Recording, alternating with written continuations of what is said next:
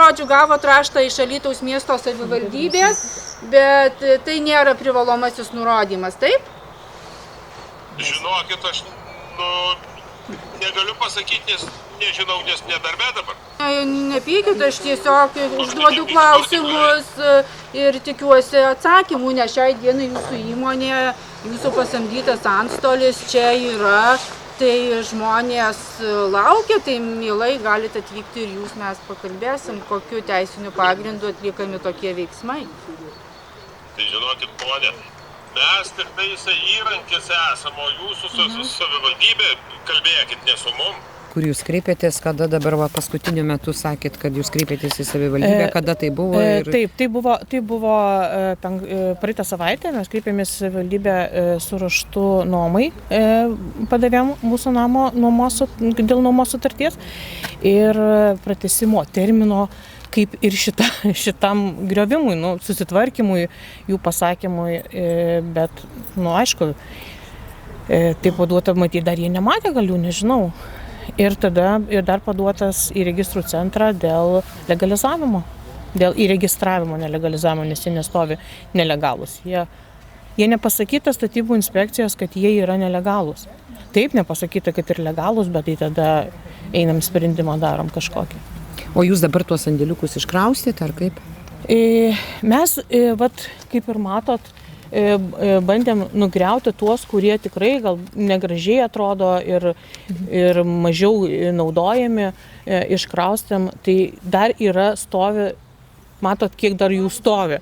Tai jeigu mums juos griauti, tai kur tada viską dėti? Kaip savivaldybė pasakė, kad jie mums padeda ir atveža konteinerius. Jie prižadėjo žodinių tuo susitarimu, kurie sako, kad mes jų netikim, tai taip netikim, nes jie buvo pirmas mūsų susitikimas ir jie buvo žadėti jūriniai konteineriai sudėti mūsų daiktams, kad mes galėtume atlaisvinti ir tada nugriauti. Dabar jau pasakoja taip, kad mes turėtumėm jų prašyti, rašyti raštus. Tai mes turim rašyti raštus, mūsų žodžių netikė, o mes jų žodžių turim tikėti, tai niekaip nesuprantu. Kiek čia tų sandėliukų nugriovėt? Mes nugriovėm, mes tik dalį, išvis tik mažąją dalį. Tai ir matot, pilnas konteineris, tai anas konteineris taip pat pilnas. Ir sandėliukų dar 7. Tai nežinau, kaip žodžių tikėti, kai jie net ir patys nesilaiko. Ir vėlgi, išgriaunami šitie 3 yra pastatyti, kaip jie ir nauji, kaip jie traktuoja labai gražus, nors, vaizdas, tegul bus gražus.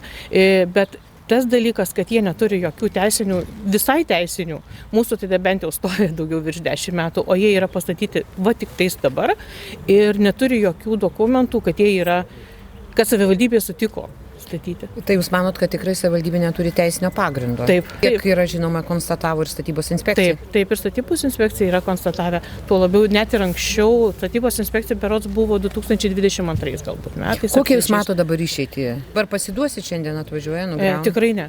O tai ką jūs darysit? Mes norim nuomos, mes norim susitvarkyti, mes norim apsigražinti, mes ir patys norim gyventi gražiai, švariai, nes ir teritoriją tvarkom taip patys. Viena šeima čia buvo gavus socialinį būstą, turėjo sandėliuką, savivaldybė nugriovė, nes žmogus negali pasipriešinti. Ar čia ta šeima, kiek žinau, daugiavaikė, čia to šeimos daiktai sudėti? Taip, čia jos sudėti patys tokie galbūt daugiau naudojami, vaikų žaislai, dviračiai, nes jie yra 6 vaikai, kurie yra nepilnamečiai ir būtent jų daiktai, nes jie buvo susidėję laiptiniai, tai jos nubaudė priešgaisrinę, kad laiko daiktus. Kiti daiktai vertingesni, tai yra trimeris, ten tokie grąžtai, visi reikalingesni daiktai yra pas mus garaže. Būtent priglaudėm dėl to, kad savivaldybė neleido jiems statytis. O kur jie malkas laiko?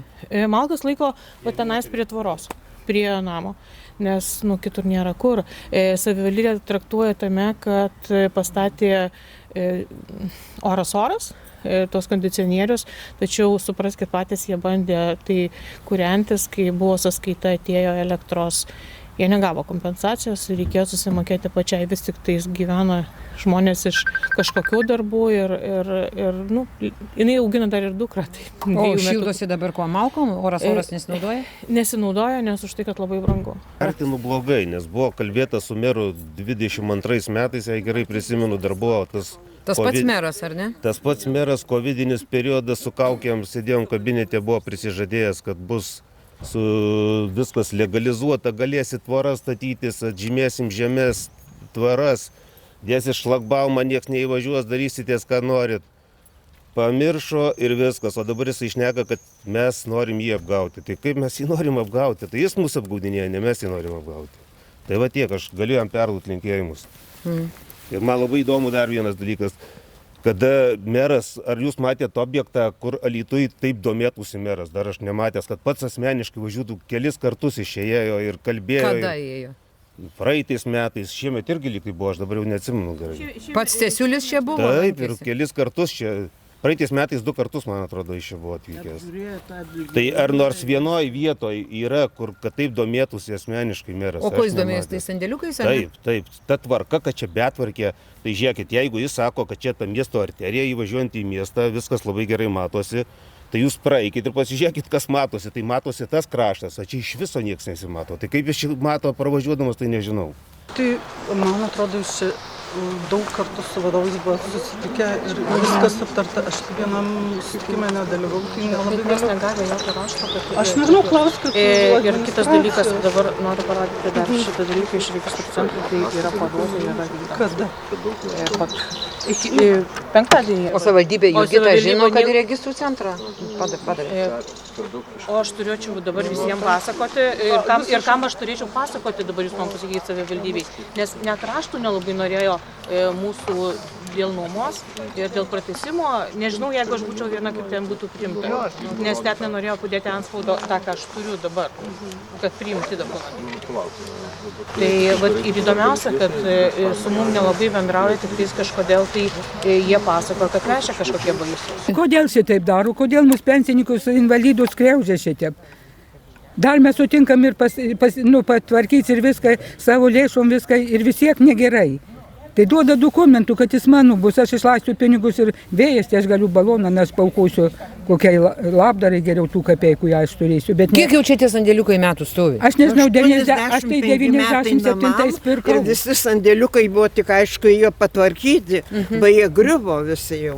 O aš tai 97 pirkau šitų būtų, bet aš nežinojau, kad čia sandėliukas nelegalus, niekasgi nepasakė, galbūt niekas ir nežinojo. O paskui, kai pasakė, viešpatie aš akis išvertiau, pažiūrėk, sako, nu tom knygom, pasižiūrėjau, kad tikrai O jūs žiūrėkit, neturit kitur sandėliukų čia? Mūsų atoje eilėje. Viskas kaip stovėjo, taip stovi, patys dabar stogą susiremontavom, viską už savo lėšas, viską, sakau, mes kaip aš nupirkau šitą butą, tai buvo sugriuvęs šitas. Bet mes viską, vyras mano amžinatelis, įstatybininkas, jis pastatė, padarė ir kapitalinius. Kaip aš dar įgriausiu, jis kapitaliniai pastatytas. Ir man kiek kainavo ir lentos naujos ir viskas pirkta. O dabar jis griaus.